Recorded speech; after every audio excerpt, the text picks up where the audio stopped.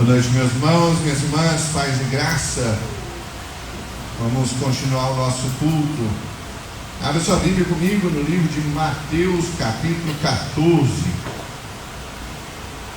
Mateus, capítulo 14. Nós leremos do verso 22 até o verso 33. Mateus, capítulo 14. Nós leremos do verso 22 até o verso 33.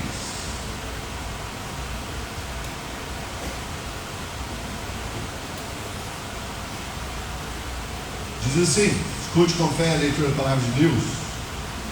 Logo a seguir, compeliu Jesus os discípulos a embarcar e passar adiante dele para o outro lado, enquanto ele despedia as multidões.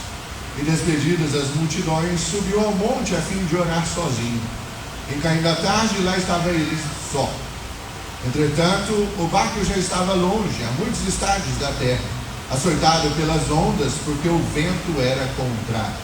Na quarta vigília da noite, foi Jesus ter com eles, andando por sobre o mar. E os discípulos, ao verem-no andando sobre as águas, ficaram aterrados e exclamaram: é um fantasma! E tomados de medo, gritaram. Mas Jesus imediatamente lhes disse: tendes bom ânimo, sou eu, não temais. Respondendo-lhe Pedro, disse: se és tu, Senhor, manda-me ir ter contigo por sobre as águas. E ele disse: vem. E Pedro, descendo do barco, andou por sobre as águas e foi ter com Jesus. Reparando, porém, na força do vento, teve medo, e começando a submergir, gritou: salva-me, Senhor! E prontamente Jesus, estendendo a mão, tomou e lhe disse: homem de pequena fé, por que duvidaste? Subindo ambos para o barco, cessou o vento. E os que estavam no barco adoraram, dizendo: verdadeiramente és filho de Deus. Só até aí. Nossa leitura hoje, o nosso texto de hoje vai continuar tratando aqui, se você bem lembra, o Evangelho de Mateus trata muito sobre Cristo como o rei que está aqui no seu reino, né? Ele é o rei sobre todas as coisas. E para a gente chegar no nosso texto de hoje, alguns versículos atrás, você lembra que ocorreu a morte do filho de Jesus, João Batista. Ele é morto, ele perde a sua cabeça. E então, quando Jesus recebe a notícia, ele fica abatido e ele e seus discípulos tentam fazer um retiro. Eles vão se retirar do meio do povo e ficar um pouco afastado. Mas a multidão fica sabendo e logo vai atrás de Jesus. E Jesus, olhando para eles com compaixão, vendo que são pessoas que estão perdidas, começa a tratar dessas pessoas, ensinar e curar pessoas ali. Chega a hora, vai avançando, de maneira que os discípulos olham e também falam: Jesus, nós vamos ter um problema aqui, porque nós estamos no deserto e nós não temos comida para alimentar essa multidão toda. E Jesus então fala aos seus discípulos: pois dê de comer a eles. E os discípulos falam: nós não temos dinheiro, não tem padaria para fazer esse tanto de pão. Nós até fizemos a conta básica aqui, que precisariam no mínimo aí de 10 mil pães. Então 10 mil pães é um número considerável de pão, sendo que a gente não está contando crianças nem mulheres, estamos falando só dos 5 mil homens, e se cada um comesse 2 pãezinhos, e tem gente que come bem mais. E Jesus vai então, multiplica pães e peixes ali, ao ponto de todos se fartarem e ainda sobrarem 12 cestos cheios de pão. Acabado o milagre, agora Jesus então manda os discípulos seguirem viagem. Ele fala para os discípulos: ele entra no barco e vai, que eu vou despedir a multidão e depois eu vou ter com vocês, vou encontrar vocês lá no barco. Era simples o que Jesus prometeu. E aí, no nosso texto de hoje, que seria isso, nós vamos ter 3 ensinamentos, como sempre. Primeiro, a gente vai ver sobre a oração do rei. Você vai ver que esse rei reina sobre tudo, tem poder sobre todas as coisas, mas ele continua orando ao Pai. E se Jesus ora ao Pai, eu e você que não somos Deus, também deveríamos orar, e a gente vai entender isso. Segundo, a gente vê a soberania desse rei. A gente já viu alguns versículos atrás que ele tem poder para curar enfermos e também multiplica alimentos. Que outros poderes esse rei tem? Andar sobre as águas. Esse é um bom poder. Mas além de andar sobre as águas, ele tem poder de fazer outras pessoas andar sobre as águas. E além disso, ele tem poder de acalmar tempestades. Então esse rei ele é soberano sobre toda a criação. E terceiro e último ensinamento do texto que nós vamos ver hoje diz respeito a como esse rei salva aqueles que estão naufragando nas suas vidas, aqueles que estão afundando nos seus pecados e morrendo. Vamos passo a passo. O primeiro ensinamento está do verso 22 até o verso 24 do nosso texto. Acompanhe comigo. Logo a seguir, compeliu Jesus os discípulos a embarcar e passar diante dele para o outro lado, enquanto ele mandava as multidões embora, despedia as multidões. Então, despedidas as multidões, ele subiu um monte, a fim de, qual a finalidade de subir o monte? Orar. Com quem? Com ninguém mais. Sozinho. E aqui a gente já percebe que a oração deve ser feita em secreto, porque o seu pai que te vê em secreto te recompensará, como diz a própria Escritura. Se bem que Jesus não está querendo orar como o fariseu orava nas praças públicas para mostrar que ele era melhor ou que ele sabia mais do que os outros. Não, ele precisa de um momento de intimidade com o Pai. Da mesma forma que eu e você precisamos de momentos de intimidade a sós com Deus. Isso é algo que é indissociável na vida do crente. E se o crente não ora, eu não sei como que funciona isso. Porque a oração é um dos motivos que vai colocar o seu coração debaixo da vontade soberana desse rei aqui, ó. E nunca vi em todas as igrejas que passei, que visitei, o culto mais vazio do que um culto de oração. O domingo à noite é cheio. Mas o culto de oração é mirrado, é fraquíssimo. E talvez seja porque você acha que você não precisa orar mesmo. Mas esse trem de oração está com nada. A gente vê, no exemplo da nossa igreja, a gente vê semana de oração. As semanas de oração são as mesmas pessoas. E vão continuar sendo as mesmas pessoas. Por quê? Porque eu sei que essas pessoas que oram na semana de oração sempre foram as pessoas que oraram pela igreja. E eles vão continuar orando. Independente de você vir ou de você não vir. Por quê? Porque está no coração deles orar. E isso é de cada um. Hoje você escuta uma pregação falando que você deveria orar. E talvez você chega na sua casa e começa a orar. Fala, hoje eu vou mudar. Porque a mensagem falou comigo. E aí você ora hoje e amanhã você falha. E aí de repente você falha e larga de mão e fala, esse negócio não é para mim. Quando a gente olha e vê que o próprio Cristo ora. E uma das coisas mais bonitas da oração é saber que Cristo ora por você quando você mesmo não ora por você. Não sei se você entendeu o que eu quis dizer, mas vamos abrir a nossa Bíblia aí no texto de Hebreus capítulo 7, verso 25.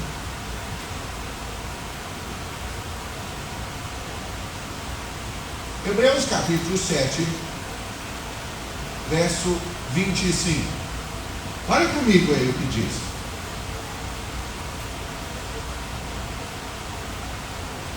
Hebreus 7, 25. Hebreus capítulo 7, em poucos versículos atrás, ele está falando do sumo sacerdote nosso, Jesus aqui. E aí no verso 25 ele fala assim, Hebreus 7, 25. Por isso também pode salvar totalmente os que por ele se chegam a Deus, vivendo sempre esse sumo sacerdote para interceder por eles. Estou falando que quando você, por displicência sua, por falta de tempo, por ser egoísta na sua cara, por preguiça, por vontade de ficar no seu entretenimento, não ora, Cristo está orando pela sua alma. E aí é onde a gente percebe o amor que esse rei tem por você. Porque ele não somente resolve salvar você sendo inimigo dele, mas ele ainda transforma o seu coração e ainda ora para que você caminhe no rumo certo. Se você caminha um pouco para frente, em alguns meses daí, a gente vai chegar no texto quando Pedro fala para Jesus, e Jesus fala: arreda Satanás. E logo depois fala assim: ei, Satanás pediu você, Pedro, mas eu intercedi por você. Eu orei para você não cair. Jesus está falando: eu oro por você, mesmo que você não faça isso, mas eu estou orando por você. E aqui no texto nosso de Mateus, a gente vê que Jesus se reúne ou sai sozinho para orar ao seu Pai. Só ele e o Pai. E daqui a gente aprende que eu e você deveríamos ter momentos de oração, momentos a sós com Deus, momentos onde a gente tem que acalmar nosso coração e falar com Deus, sabendo que Ele nos responde. Segundo ensinamento do nosso texto, diz respeito à soberania desse rei.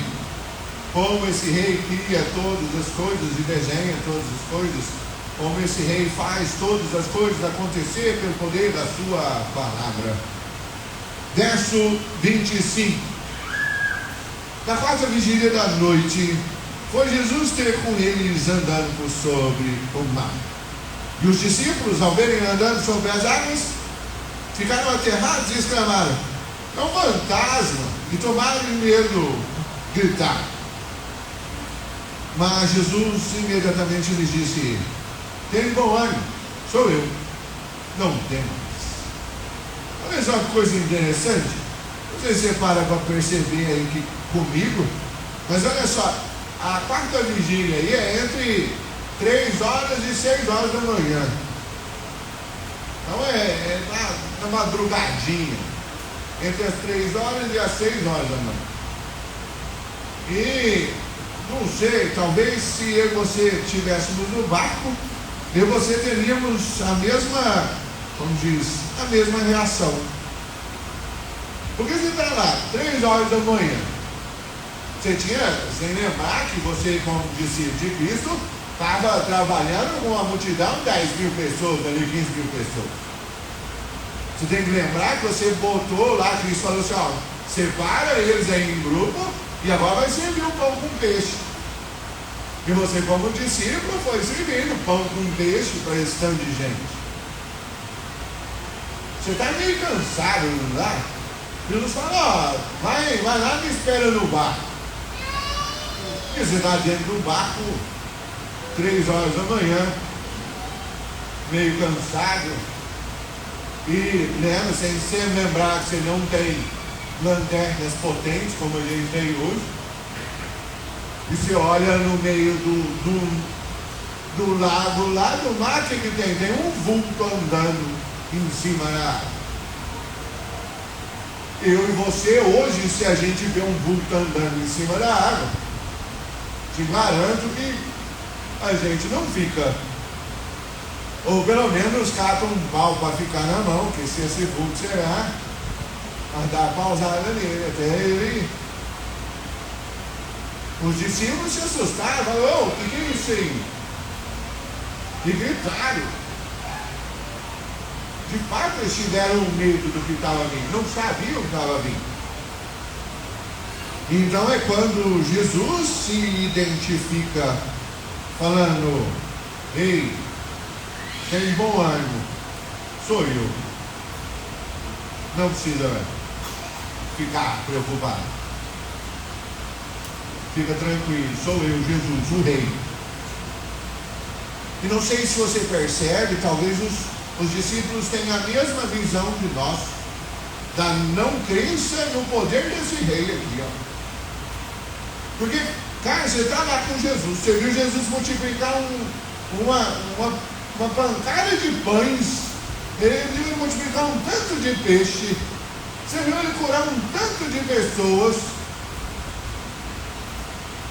e aí agora a gente não acredita que ele tem poder sobre andar sobre as águas. Ele já fez pesca maravilhosa aqui, ó.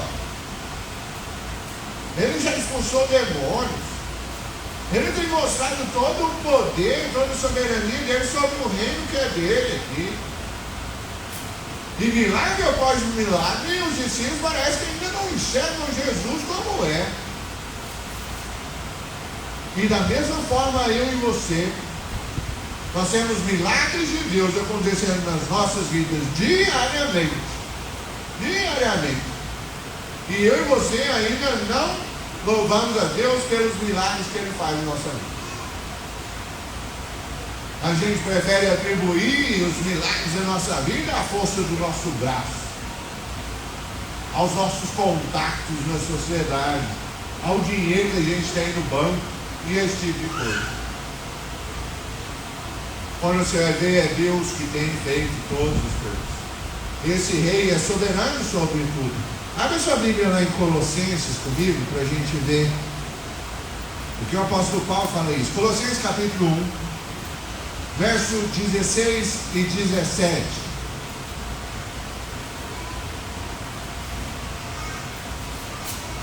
Colossenses capítulo 1, verso 16 e 17.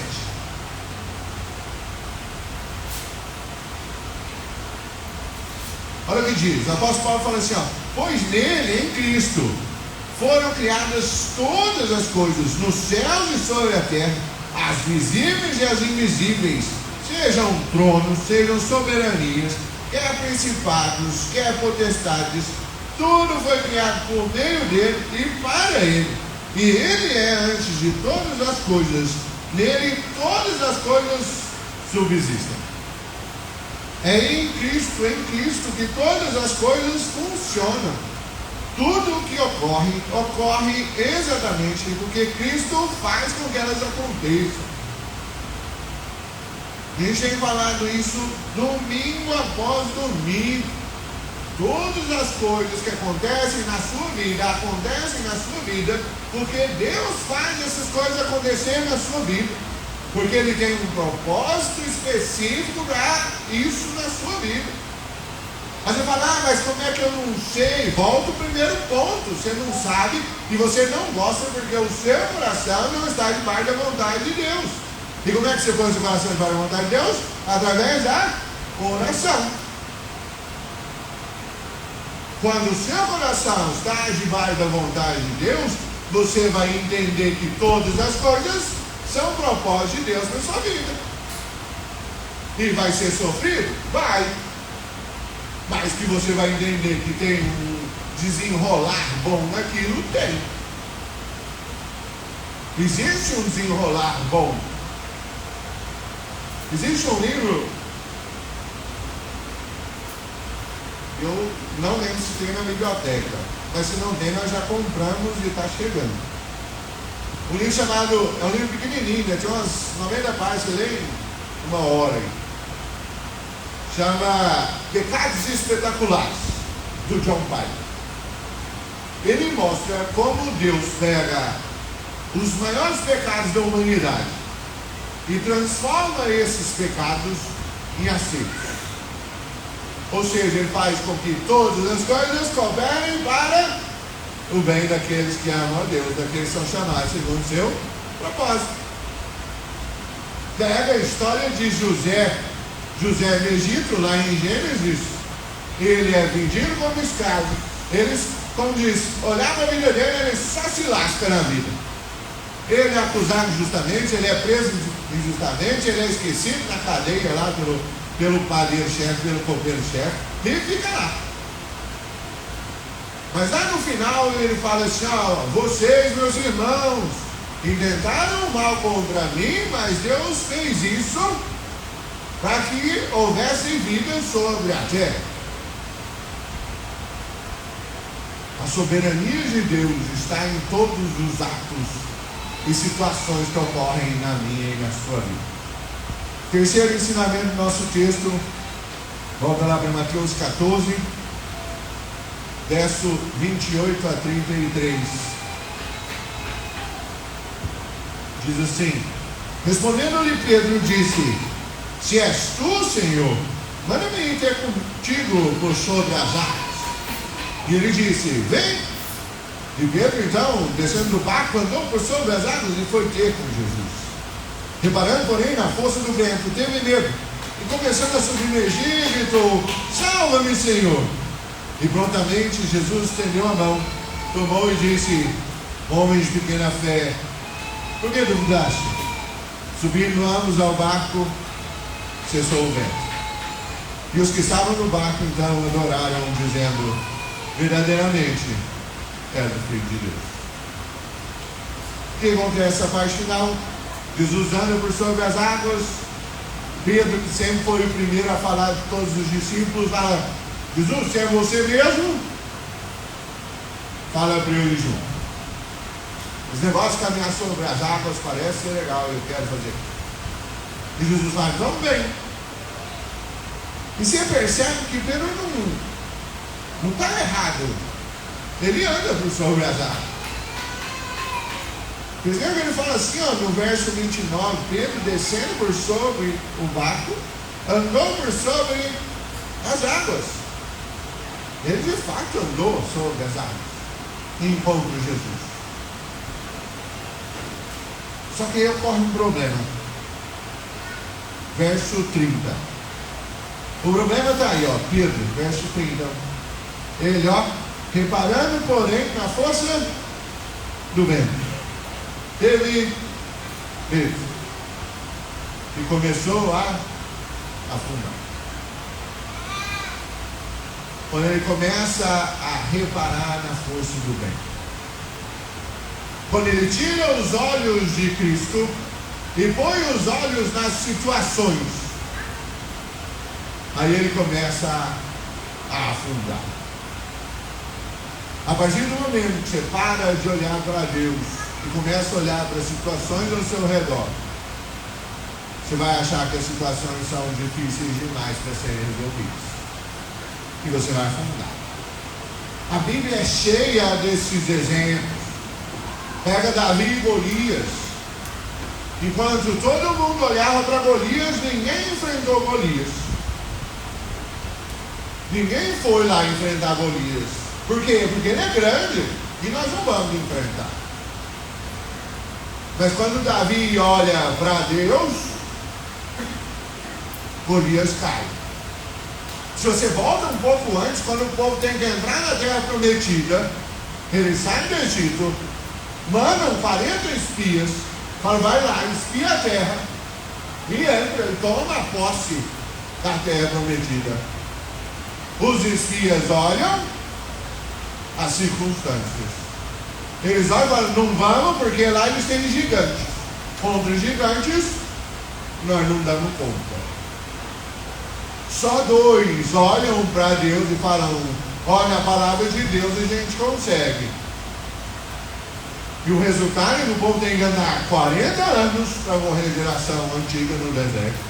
E os dois que olharam para Deus são os que entram na terra prometida. É um padrão, gente, é um padrão. A Bíblia sempre vai mostrar os conceitos para nós. Olha para Deus. A partir do momento que você olha para as circunstâncias, você vai afundar.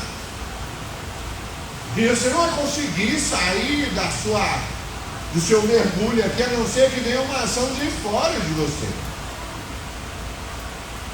Você não vai conseguir sair do poço que você está se enfiando, a não ser que venha alguém e te puxe de lá. Quando você está lá, a única coisa que você pode fazer é exatamente o que Pedro faz: que por acaso é o nosso primeiro ponto, é uma oração. Quando ele olha para Cristo e fala, me salva. Para você que gosta de estudar, tem um sermão de 15 páginas do Spurgeon chamado A Oração Mais Curta de Pedro. Procure e leia. É sobre esse texto. Na verdade, só sobre esse versículo. Mas então Pedro fala, ei Jesus, me salva. Estou indo embora. Estou morrendo.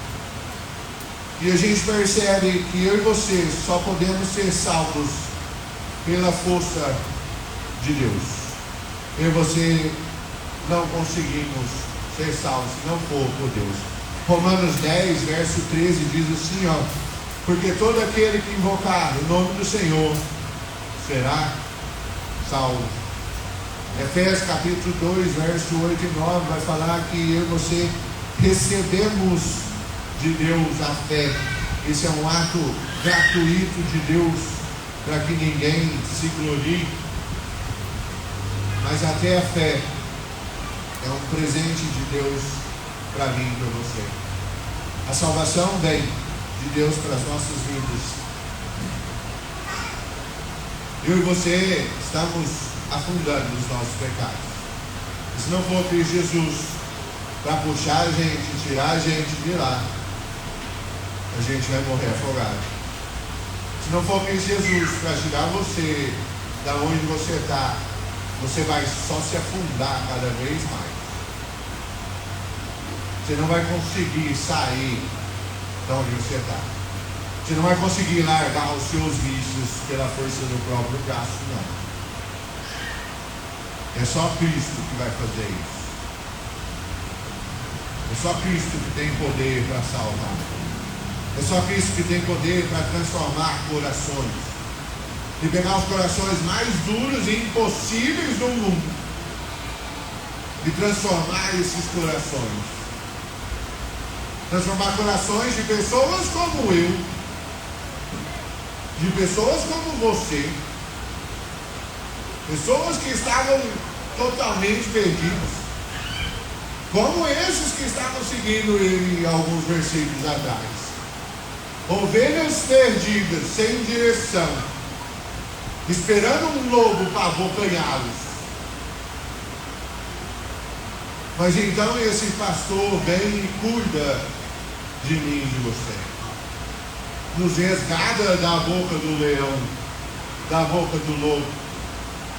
Cuida de nós, trata as nossas feridas, nos aponta o caminho certo. Nos põe dentro do aprisco, nos dá uma família. Essa é a salvação que vem do rei.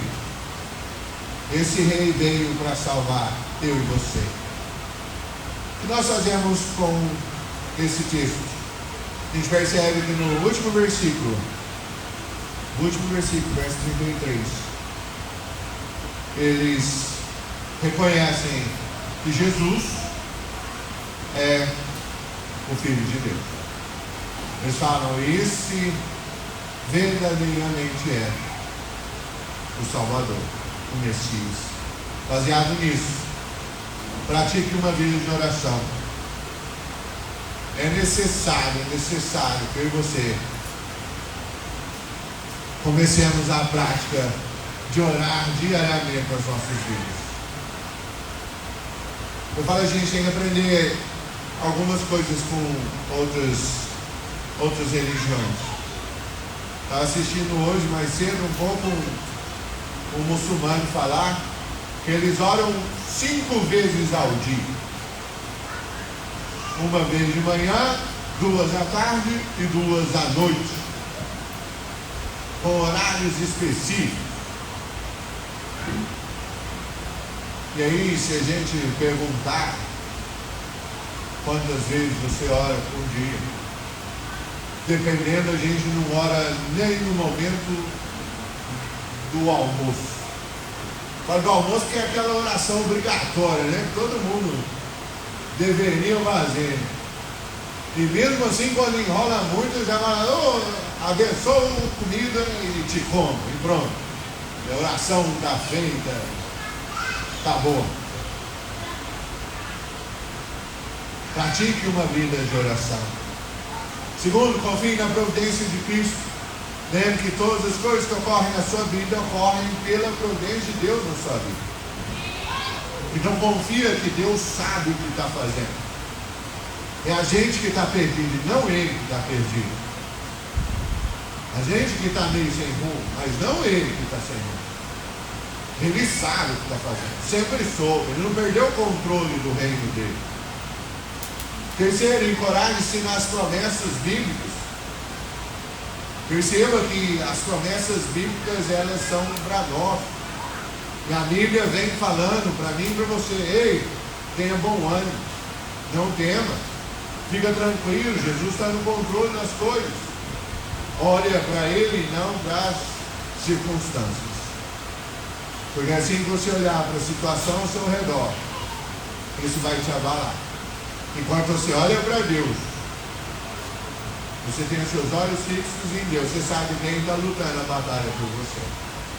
Eu falo para vocês, a concepção que você tem de Deus molda a forma como você enxerga o seu dia a dia.